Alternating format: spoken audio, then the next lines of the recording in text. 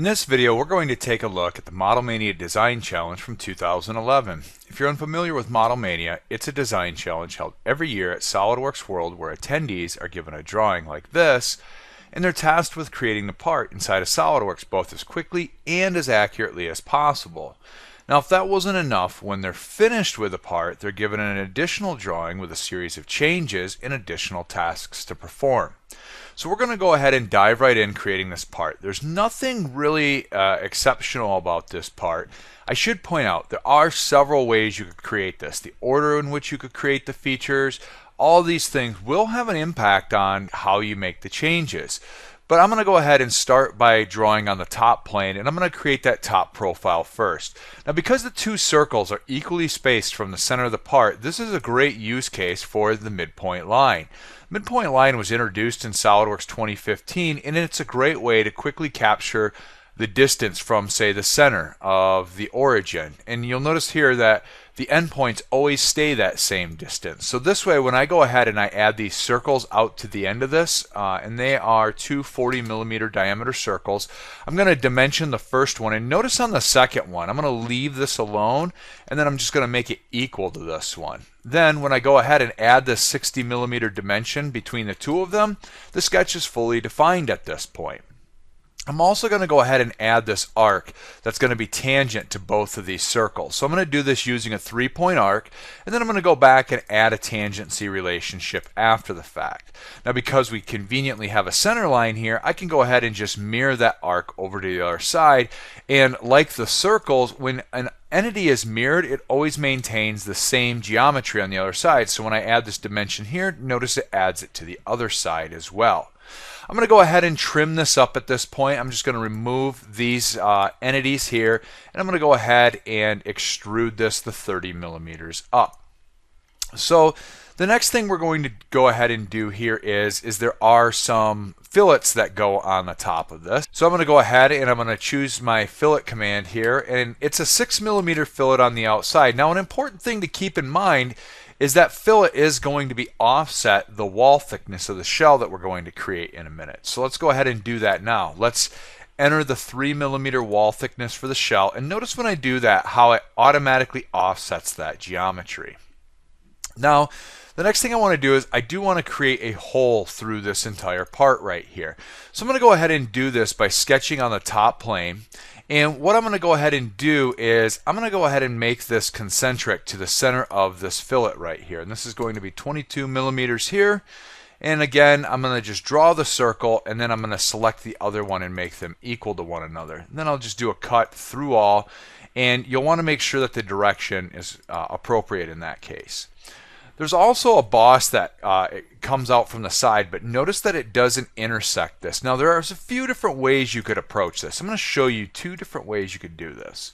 You could draw the circle here. It's a 26mm diameter, and it's tangent to the top here, and it's vertical to the origin in this case, and we have this. Now, you could extrude this to two 20mm directions. So if I select the second direction, let's go ahead and make that 20 as well.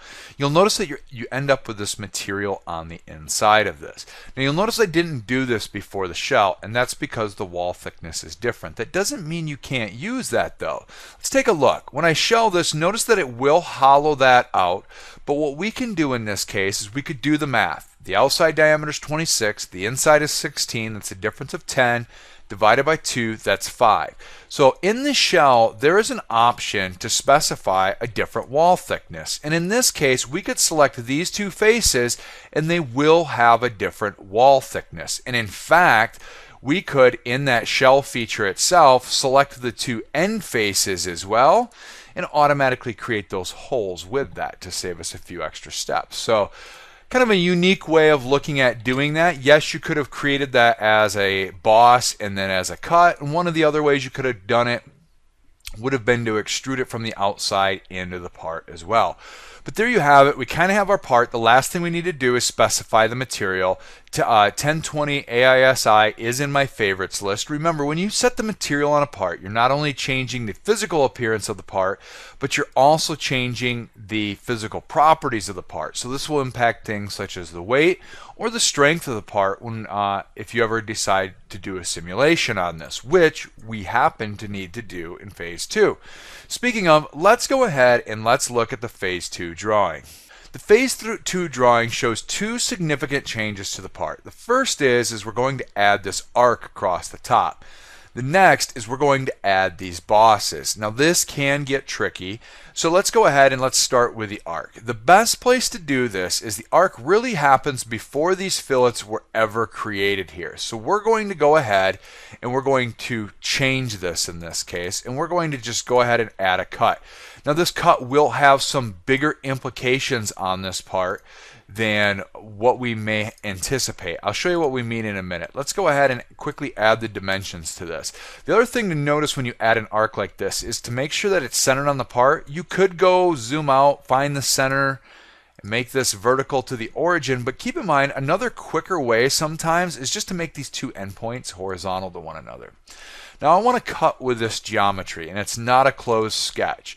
Notice when you choose to cut with a single line, and I, for instance, choose through all in both directions, it actually almost creates a surface cut, and it just allows you to choose which side to remove. So I could choose everything to the bottom or everything to the top in this case. And when I do that, it removes this. But when I did that, I completely removed the top face and all the original edges of that face.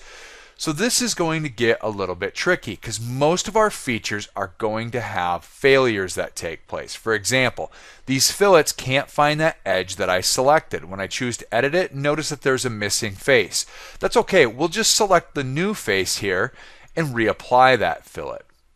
When we go ahead and we create this extrusion, likewise the tangency is going to be missing here to that original edge. And we can see this when we select on this arc. That's okay. I'm just going to go ahead and remove this, and I'm going to reapply the tangent relationship there. Now when I scroll down, you'll see that the shell does update itself with no issues there, so that was okay. The cut that we created in the part, there is a warning here. One of the things that's happened with this cut is that we had made this centered to the original fillets. Well, we changed those fillets. So in this case, I'm going to go ahead and select this, and notice this red dot. I'm just going to drag this out to this arc on the outside, and we'll reattach this, or maybe not. Maybe I'll just click and drag this, and we'll just do this the easy way. I'm just going to reattach this in this case, and we'll have to do this to both of these arcs. And then that will update, and then finally those fillets. But remember, there is this other new feature, these bosses that go into the part. Now there's a few different ways of approaching this. The first one is you could always add this after the fact. I'm going to go ahead and just draw these on my top plane, and I'm going to draw the diameters here that we need to work with. These are going to be 28 millimeters in diameter, and I'm going to draw two of these. Also here. Same thing like we did before, we're going to go ahead and make those equal to one another. Now when I choose to extrude this, we don't want to remove this inside material, so I'll use convert entities to capture those edges and copy that geometry down. Now you may be looking at this going, well, they're in the wrong place. Well, actually when you choose to do an extrusion, you can choose an offset option, and in this case we're given a dimension value of 30 millimeters, and then all I have to do is reverse the direction and choose up to body to join this together. Let's flip that direction around again. And we get what we need minus the fillets that need to be added. There was another way I mentioned we could have approached this, and we actually could have changed the way we did this altogether. I'm going to go ahead and I'm going to delete that sketch as well.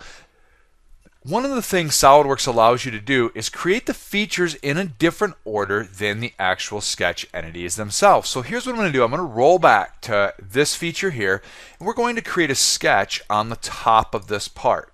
And I'm going to go ahead and I'm going to draw the 28 millimeter diameter circle here and the 22 millimeter diameter circle here. We just want to do the same thing on the other side. Remember, mirror might be another way you want to accomplish this. I'm going to go ahead and just do this by drawing the geometry and then adding the actual relationships between the two.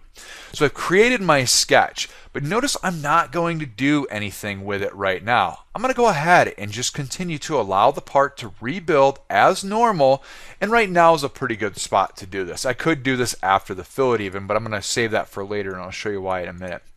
What we can do here is we can take a sketch that exists earlier in our tree, and we can go ahead and choose to extrude this and then choose an up to next in condition in this case. Now notice the hole doesn't go through the part.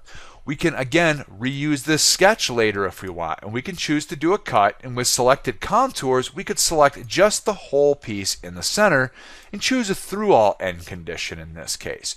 So that's another completely different way you can do that, and something we haven't shown before. And that's that you can create a sketch anytime you want and then act with it or use it later on in the feature manager tree. So I'm going to roll this back forward, and the reason I saved the fillet for the end is the fillet that actually goes on the outside here is the same radius, so we'll just go ahead and apply that there as opposed to creating an additional fillet. So we've created our part. There's one additional step we need to do, and that's we have to perform a simulation on this. We look at the drawing. It gives us all the information we need. We need to fix the two faces that are kind of in that center cylinder, and then we need to apply a load to the tops of those new bosses that we just added. So in SOLIDWORKS, we could do this with SOLIDWORKS Simulation or SOLIDWORKS Simulation Express. Express is great because it's inside of every version of SOLIDWORKS, and it kind of walks you through the process. For example, the first thing we need to do is add those fixed faces. We do this by adding a fixture and simply choosing those faces. Fixed basically means that this geometry isn't going to move. This is where we're going to hold the part down. We could choose to add more fixtures, but we're going to go ahead and move on to adding a force in this case. And here we want to apply a force to these two faces on the top of this part. Now keep in mind when we do this, we'll want to be careful of the option here. We want to apply a 3,000 Newton load, but do we want to apply it to each item or overall? And in this case, we want to apply 3,000 newtons to each face. The next part of the step we've actually already completed when we specified the material earlier on. If we hadn't, we could define the material now by clicking the Change Material button. I'm going to go ahead and click Next and then choose to run the simulation. It takes SOLIDWORKS a few seconds to give us the results that we're looking for, and after it solves it, it gives us a preview of how those forces act on that part in an exaggerated fashion. Here you can see it's exaggerated by 219.7 times. This is just to confirm, is this what we anticipated? Yes, it is, so let's continue and look at the actual results. When we look at the results, one of the first things we see is the factor of safety. Here it's showing us that what we're seeing is a factor of safety below 1, but it also specifies the lowest factor of safety in the design is 2.76219. You could probably just round that to 2.76 to be safe. One of the nice things about this, however, is if, for example, we wanted to see a factor of safety below 4. This would help us understand where the weakest parts in our design are. Granted, plenty strong for the forces that we're applying to it. Likewise, we can also, if we wanted, calculate the deformation of the part by showing the displacement. And in this case, we can see the maximum and the minimum displacement on this part. So SOLIDWORKS Simulation gives us some great results. And there you have it, the completion of the Model Mania Design Challenge from 2011. If you're interested in learning more about Model Mania, or more specifically SOLIDWORKS World, it's rapidly approaching. I recommend visiting the link below this video or in the blog post where this is hosted.